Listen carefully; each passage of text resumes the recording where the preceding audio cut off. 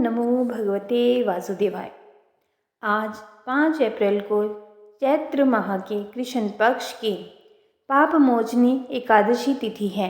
आज पापमोचनी एकादशी का व्रत रखा जा रहा है। इस दिन पापमोचनी एकादशी की कथा सुनने से अनंत गुना फल प्राप्त होता है। प्रत्येक साल 24 एकादशियाँ होती हैं। जब अधिक मास या मलमास होता है तब इनकी संख्या बढ़कर 26 हो जाती है। संसार में उत्पन्न होने वाला कोई भी ऐसा मनुष्य नहीं है जिससे जाने अनजाने पाप नहीं हुआ हो। पाप एक प्रकार की गलती है जिसके लिए हमें दंड भोगना होता है। ईश्वरीय विधान के अनुसार पाप के दंड से बचा जा सकता है अगर पाप मोचनी एकादशी का व्रत रखे। पाप मोचनी एकादशी का व्रत रखने से समस्त जीवन के सभी पाप जो जाने अनजाने में हमने किए हैं वो सभी समाप्त हो जाते हैं। पुराणों के अनुसार चैत्र कृष्ण पक्ष की एकादशी पाप मोचनी कहलाती है, अर्थात पाप को नष्ट करने वाली। स्वयं भगवान श्री कृष्ण ने इसे अर्जुन से कहा है। इस व्रत के विषय में भविष्य उत्तर पुराण में विस्तार से वर्णन किया गया है। इस व्रत में भगवान विष्णु के चतुर्भुज रूप की पूजा की जाती है। व्रती दशमी तिथि को एक बार सात्विक भोजन करे और मन से भोग विलास की भावना को निकालकर हरि में मन को लगाए। एकादशी के दिन सूर्योदय काल में स्नान करके व्रत का संकल्प करें। संकल्प के बाद षोडशोपचार अथवा सामर्थ्य के अनुसार भगवान विष्णु की चतुर्भुज रूप की पूजा करें। उन्हें पीले वस्त्र धारण कराएं और 1.25 मीटर पीले वस्त्र पर उन्हें स्थापित करें। भगवान को 11 पीले फल, 11 फूल और 11 पीली मिठाई अर्पित करें। इसके बाद उन्हें पीला चंदन और पीला जनेऊ अर्पित करें। इसके बाद पीले आसन पर बैठाकर भगवत कथा का पाठ या विष्णु सहस्त्र नाम का पाठ करें। एकादशी कथा का पाठ करें या फिर सुने। एकादशी तिथि को जागरण करने से कई गुना पुण्य मिलता है और रात्रि में भी निराहार रहकर भजन कीर्तन करते हुए जागरण करें। द्वादशी के दिन प्रातः स्नान करके विष्णु भगवान की पूजा करें। फिर ब्राह्मणों को भोजन करवा कर दक्षिणा सहित विदा करके उसके पश्चात स्वयं भोजन करें। ओम नमो नारायण। आइए सुनते हैं पाप मोचनी एकादशी व्रत की कथा। ओम गणेशाय नमः। ओम विष्णुवे नमः।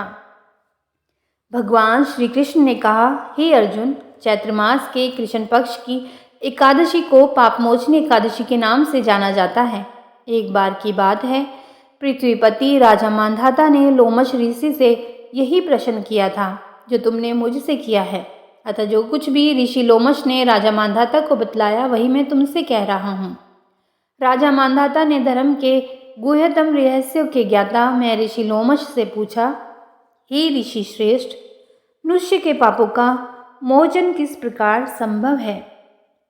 कृपा कर कोई ऐसा सरल उपाय बताएं जिससे सभी को सहज ही पापों से छुटकारा मिल जाए। राजा मांधाता के इस प्रश्न के जवाब में लोमश ऋषि ने राजा को एक कहानी सुनाई। महर्षि लोमश ने कहा, हे नृपति, चैत्र मास के कृष्ण पक्ष की एकादशी का नाम पापमोचनी एकादशी है।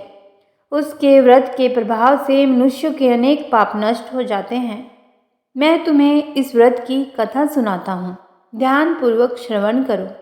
प्राचीन समय में चैत्ररथ नामक एक वन था। उसमें अप्सराएं किन्नरों के साथ विहार किया करती थीं। वहाँ सदैव बसंत का मौसम रहता था, अर्थात उस जगह सदा नाना प्रकार के पुष्प खिले रहते थे। कभी गंधर्व कन्याएं विहार किया करती थी तो कभी देवेंद्र अन्य देवताओं के साथ क्रीड़ा किया करते थे। उसी वन में मेधावी नाम के एक ऋषि भी तपस्या में लीन रहते थे। वे शिव भक्त थे। एक दिन मंजुघोषा नाम की एक अप्सरा ने उनको मोहित करके उनकी निकटता का लाभ उठाने की चेष्टा की। इसीलिए वह कुछ दूरी पर बैठकर वीणा बजाकर मधुर स्वर में गाने लगी। उसी समय शिवभक्त महर्षि मेधावी को कामदेव भी जीतने का प्रयास करने लगे। कामदेव ने उस सुंदर अप्सरा के भ्रू का धनुष बनाया, कटाक्ष को उसकी प्रत्यंचा बनाई और उसके नेत्रों को मंजुघोषा अप्सरा का सेनापति बनाया। इस तरह कामदेव अपने शत्रु भक्त को जीतने को तैयार हुआ।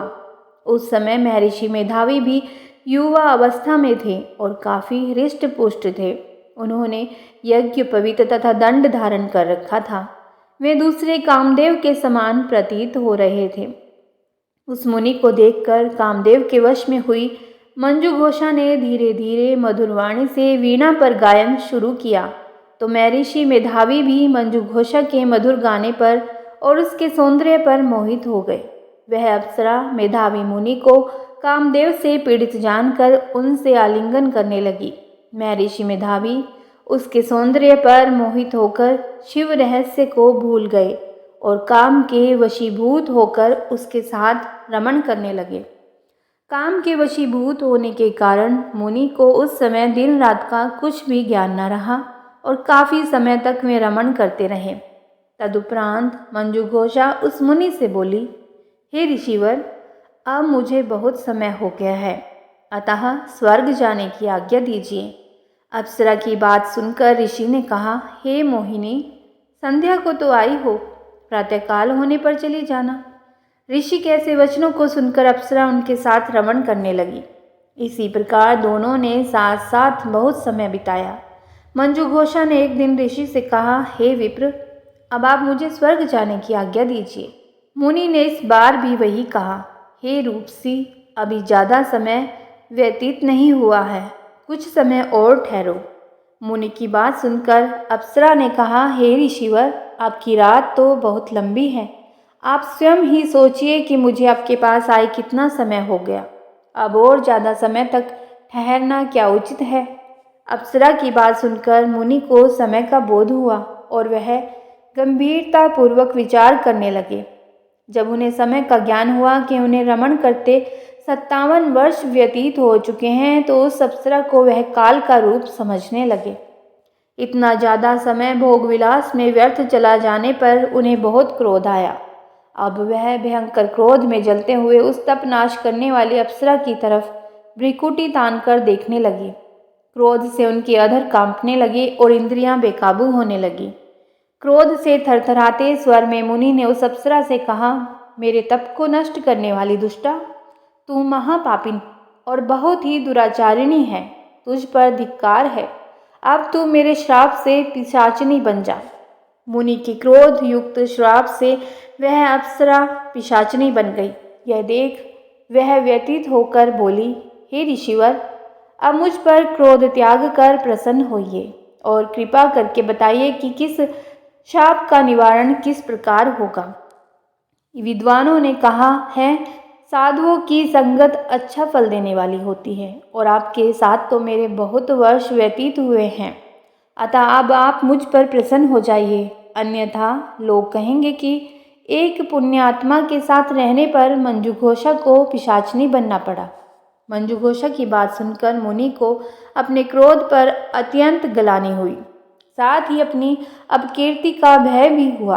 अतः पिशाचिनी बनी मंजू घोषा से मुनि ने कहा, तूने मेरा बड़ा बुरा किया है, किंतु फिर भी मैं तुझे इस श्राप से मुक्ति का उपाय बतलाता हूँ। चैत्र मास के कृष्ण पक्ष की जो एकादशी है उसका नाम पाप मोचनी है। उस एकादशी का उपवास करने से तेरी पिशाचिनी की देह से मुक्ति हो जाएगी। ऐसा कहकर मुनि ने उसको व्रत का सब विधान समझा दिया। फिर अपने पापों का प्रायश्चित करने के लिए मैं अपने पिता च्यवन ऋषि के पास गई। च्यवन ऋषि ने अपने पुत्र मेधावी को देखकर कहा, हे पुत्र, ऐसा क्या किया है तूने कि तेरे सभी तप नष्ट हो गए हैं, जिससे तुम्हारा समस्त तेज मलिन हो गया है। मेधावी मुनि ने लज्जा से अपना सिर झुकाकर कहा, पिताश्री, मैंने एक अप्सरा से रमण करके बहुत बड़ा पाप किया है। इसी पाप के कारण संभवतः मेरा सारा तेज और मेरे तप नष्ट हो गए हैं। कृपा करके आप इस पाप से छूटने का उपाय बतलाइए। ऋषि ने कहा, हे पुत्र, तुम चैत्र माह के कृष्ण पक्ष की पाप मोचनी एकादशी का विधि तथा भक्ति पूर्वक उपवास करो, इससे तुम्हारे सभी पाप नष्ट हो जाएंगे। अपने पिता च्यवन ऋषि के वचनों को सुनकर मेधावी मुनि ने पाप मोचनी एकादशी का विधि पूर्वक व्रत किया। उसके प्रभाव से उनके सभी पाप नष्ट हो गए। मंजू घोषा अप्सरा भी पाप मोचनी एकादशी का उपवास करने से पिशाचिनी की देह से छूट गई और पुनः अपना सुंदर रूप धारण कर स्वर्ग लोक चली गई। लोमश मुनि ने कहा, हे राजन, इस पाप मोचनी एकादशी के प्रभाव से समस्त पाप नष्ट हो जाते हैं। इस एकादशी की कथा के सुनने और पढ़ने से 1000 गौदान करने का फल प्राप्त होता है। इस उपवास के करने से ब्रह्म हत्या करने वाले, स्वर्ण चुराने वाले, मद्यपान करने वाले, अगम्य गमन करने वाले आदि भयंकर पाप भी नष्ट हो जाते हैं और अंत में स्वर्गलोक की प्राप्ति होती है। इस व्रत को करने से भ्रूणघात समेत अनेक घोर पापों के दोषों से मुक्ति मिलती है। ओम नमो नारायण। जिस प्रकार से च्यवन ऋषि के पुत्र मेधावी को सभी पापों से मुक्ति मिली है, तो सभी भक्तों को भी, इस कथा को सुनने वाले को, सुनाने वाले को भी सभी पापों से मुक्ति मिले, सभी कष्टों से मुक्ति मिले, उनके जीवन में सुख समृद्धि आए, खुशियाँ आए। यह पाप मोचनी व्रत सभी के जीवन में खुशियाँ ही खुशियाँ लेकर आए। ओम नमो नारायण। आइए सुनते हैं दूसरी कथा। ऋषि दुर्वासा और राजा अम्बरीश की कथा। राजा नाभाग के पुत्र का नाम अम्बरीश था। अम्बरीश शूरवीर, बुद्धिमान और तपस्वी था। भगवान विष्णु का वह अनन्य भक्त था। राज्याभिषेक के पश्चात राजा अम्बरीश ने अनेक यज्ञ किए। भगवान विष्णु की पूजा उपासना के फलस्वरूप भगवान विष्णु ने प्रसन्न होकर उनकी रक्षा के लिए सुदर्शन चक्र को नियुक्त किया था। एक बार अम्बरीश ने पत्नी के सहित द्वादशी प्रधान एकादशी व्रत करने का निश्चय किया। उन्होंने भगवान विष्णु का पूजन किया और ब्राह्मणों को अन्न धन का यथोचित दान दिया। उसी समय दुर्वासा ऋषि का आगमन हुआ। दुर्वासा ऋषि स्वभाव से क्रोधित हैं। अम्बरीश ने उनका अभिनंदन करते हुए श्रेष्ठ आसन पर विराजमान कराकर उनकी पूजा अर्चन के पश्चात सम्मान पूर्वक भोजन ग्रहण करने का आग्रह किया। दुर्वासा ऋषि ने उनका आग्रह स्वीकार कर लिया, किंतु भोजन से पूर्व नित्य कर्मों से निवृत्त होने के लिए वे यमुना नदी के तट पर चले गए। वे परब्रह्म का ध्यान कर यमुना के जल में स्नान करने लगे। इधर द्वादशी केवल कुछ ही क्षण शेष रह गई थी। स्वयं को धर्म संकट में देख राजा अम्बरीश ने ब्राह्मणों से परामर्श करते हुए कहा, मान्यवरों, ब्राह्मण को बिना भोजन करवाए स्वयं खा लेना और द्वादशी रहते भोजन न करना, दोनों ही मनुष्य को पाप का भागी बनाते हैं। इसीलिए आप मुझे ऐसा उपाय बताएं जिससे कि मैं पाप का भागी ना बन सकूं। ब्राह्मण बोले, राजन, शास्त्रों में कहा गया है कि जल ग्रहण भोजन करने के लिए समान है भी और नहीं भी है। इसीलिए इस समय आप जल ग्रहण कर द्वादशी का नियम पूर्वक पारण कर लीजिए। यह सुनकर अम्बरीश ने जल ग्रहण कर लिया और दुर्वासा ऋषि की प्रतीक्षा करने लगे। जब दुर्वासा ऋषि लौटे तो उन्हें ज्ञात हो गया कि अम्बरीश ने पारण कर लिया है। अतः वे क्रोधित हो उठे और कटु स्वर में बोले, दुष्ट अम्बरीश, तू धन के मद में चूर होकर स्वयं को बहुत बड़ा मानता है। तूने मेरा तिरस्कार किया है, मुझे भोजन का निमंत्रण दिया है, लेकिन मुझसे पहले स्वयं पारण कर लिया। अब देख, मैं तुझे तेरी दुष्टता का दंड देता हूँ। क्रोधित दुर्वासा ने अपनी एक जटा उखाड़ी और अम्बरीश को मारने के लिए एक भयंकर विकराल कृत्या उत्पन्न की। कृत्या तलवार लेकर अम्बरीश की ओर बढ़ी, किंतु वे बिना विचलित हुए मन ही मन भगवान विष्णु का स्मरण करते रहे। जैसे ही कृत्या ने उनके ऊपर आक्रमण करना चाहा, अम्बरीश का रक्षक सुदर्शन चक्र सक्रिय हो गया और पल भर में उसने कृत्या को जलाकर भस्म कर दिया। अब दुर्वासा ऋषि ने देखा कि चक्र तेजी से उन्हीं की ओर बढ़ रहा है, तो वे भयभीत हो गए और अपने प्राणों की रक्षा के लिए वे आकाश, पाताल, पृथ्वी, समुद्र, पर्वत, वन आदि अनेक स्थानों पर शरण लेने गए, किंतु सुदर्शन चक्र ने उनका पीछा नहीं छोड़ा। घबराकर उन्होंने ब्रह्मा जी से रक्षा की गुहार लगाई। ब्रह्मा जी प्रकट हुए, किंतु असमर्थ होकर बोले, वत्स, भगवान विष्णु द्वारा बनाए गए नियमों से मैं भी बंधा हूँ। प्रजापति इंद्र, सूर्य आदि सभी देवगण भी इन नियमों का उल्लंघन नहीं कर सकते। हम नारायण की आज्ञा के अनुसार ही सृष्टि के प्राणियों का कल्याण करते हैं। इस प्रकार भगवान विष्णु के भक्त की शत्रु की रक्षा करना हमारे वश में नहीं है। ब्रह्मा जी की बातों से निराश होकर दुर्वासा ऋषि भगवान शंकर की शरण में गए। पूरा वृतांत सुनने के बाद महादेव जी ने उन्हें समझाया, ऋषिवर, यह सुदर्शन चक्र भगवान विष्णु का शस्त्र है, जो उन्हें भक्त जन की रक्षा करता है। इसका तेज सभी के लिए असहनीय है। अतः उचित होगा कि आप स्वयं भगवान विष्णु की शरण में जाएं। केवल वे ही इस दिव्य शस्त्र से आपकी रक्षा कर सकते हैं और आपका मंगल हो सकता है। वहाँ से भी निराश होकर दुर्वासा ऋषि भगवान विष्णु की शरण में पहुँचे और उनके चरणों में सिर नवाकर दया की गुहार लगाई। आर्त स्वर में दुर्वासा बोले, भगवान, मैं आपका अपराधी हूँ। आपके प्रभाव से अनभिज्ञ होकर मैंने आपके परम भक्त राजा अम्बरीश को मारने का प्रयास किया। हे दयानिधि, कृपा करके मेरी इस धृष्टता को क्षमा करें। मेरे प्राणों की रक्षा कीजिए। भगवान नारायण ने दुर्वासा ऋषि को उठाया और समझाया, मुनिवर, मैं सर्वदा भक्तों के अधीन हूँ। मेरे सीधे साधे भक्तों ने अपने प्रेम पाश में मुझे बांध रखा है। भक्तों का एकमात्र आश्रय मैं ही हूँ। अतः मैं स्वयं अपने और देवी लक्ष्मी से भी बढ़कर अपने भक्तों को चाहता हूँ। जो भक्त अपने बंधु बांधव और समस्त भोग विलास त्याग कर मेरी शरण में आ गए हैं, उन्हें किसी प्रकार छोड़ने का विचार मैं कदापि नहीं कर सकता। यदि आप इस विपत्ति से बचना चाहते हैं तो मेरे परम भक्त अम्बरीश के पास ही जाइए। उसके प्रसन्न होने पर आपकी कठिनाई अवश्य दूर हो जाएगी। नारायण की सलाह पाकर दुर्वासा अम्बरीश के पास पहुँचे और अपने अपराध के लिए क्षमा मांगने लगे। परम तपस्वी महर्षि दुर्वासा की यह दुर्दशा देखकर अम्बरीश को अत्यंत दुख हुआ। उन्होंने सुदर्शन चक्र की स्तुति की और प्रार्थना पूर्वक आग्रह किया कि वह अब शांत हो जाए। स्तुति से प्रसन्न होकर सुदर्शन चक्र शांत हो गए और दुर्वासा ऋषि भय मुक्त हो गए। भय मुक्त हो जाने के बाद अम्बरीश ने सबसे पहले उन्हें आदरपूर्वक बैठाकर उनकी विधि सहित पूजा की और प्रेम पूर्वक भोजन कराया। राजा के इस व्यवहार से ऋषि दुर्वासा अत्यंत प्रसन्न हुए और उन्हें आशीर्वाद देकर विदा हो गए। तो बोलिए लक्ष्मी नारायण भगवान की जय। ओम विष्णवे नमः। श्री विष्णु की महिमा बहुत है। एकादशी माता की भी बहुत बड़ी महिमा है।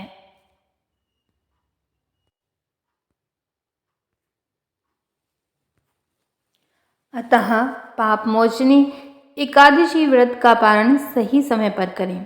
एकादशी तिथि आरंभ तो हो रही है 4 अप्रैल शाम को 4:11 पर और एकादशी तिथि समाप्त हो रही है 5 अप्रैल 2024 को दिन में 1:26 पर। तो एकादशी व्रत के पारण का समय रहेगा 6 अप्रैल 2024 को सुबह 6:05 से सुबह 8:37 तक। इस समय तक आप पारण अवश्य ही कर लीजिए। कथा सुनने के पश्चात भगवान की आरती भी अवश्य करनी चाहिए। आरती के पश्चात आपको क्षमा याचना मंत्र बोलना चाहिए। यदि आप मंत्र नहीं बोलते तो आपको इस प्रकार कहना चाहिए, हे ईश्वर, मैं आपका आह्वान करता हूँ। आपको बुलाना नहीं जानता हूँ, ना विसर्जनम अर्थात ना ही आपको विदा करना जानता हूँ। मुझे आपकी पूजा भी करनी नहीं आती है। कृपा करके मुझे क्षमा करें। न मुझे मंत्र का ज्ञान है, ना ही क्रिया का। मैं तो आपकी भक्ति करना भी नहीं जानता। यथासंभव पूजा कर रहा हूँ। कृपा करके मेरी भूल को क्षमा कर दें और पूजा को पूर्णता प्रदान करें। मैं भक्त हूँ, मुझसे गलती हो सकती है। हे ईश्वर, मुझे क्षमा कर दे, मेरे अहंकार को दूर कर दे। मैं आपकी शरण में हूँ। यदि आप संस्कृत जानते हैं तो आप मंत्र को इस प्रकार बोल सकते हैं, आवाहनम न जानामि न जानामि, विसर्जनम पूजाम चैव न जानामि, क्षमस्व परमेश्वर, मंत्रहीनम क्रियाहीनम भक्तिहीनम जनार्दनम, यत् पूजितम मया देव परिपूर्ण तदस्तु मे। ओम नमो नारायण। पापमोचनी एकादशी को पापमोचनी 11 भी कहते हैं। यदि इस वीडियो में सुनाई गई कथा से आप संतुष्ट हैं और आपको यह कथा अच्छी लगी है तो इस वीडियो को लाइक ज़रूर कीजिए। यदि आप चैनल पर पहली बार आए हैं तो चैनल को सब्सक्राइब भी कीजिए। यदि आपको एकादशी की अन्य कथाएं सुननी हैं या फिर आप कोई पुराण सुनना चाहते हैं या फिर आप सनातन धर्म से किसी कथा को सुनने में रुचि रखते हैं तो आप हरि का पंचांग चैनल पर अन्य कथाएं भी सुनने के लिए नोटिफिकेशन को भी ऑन रखिए और बने रहिए हमारे चैनल के साथ हरि का पंचांग। श्री हरि की कृपा आप सभी पर बनी रहे। लक्ष्मी नारायण भगवान की जय। 11 माता की जय। जय श्री राधे कृष्ण। हर हर महादेव। ओम विष्णवे नमः।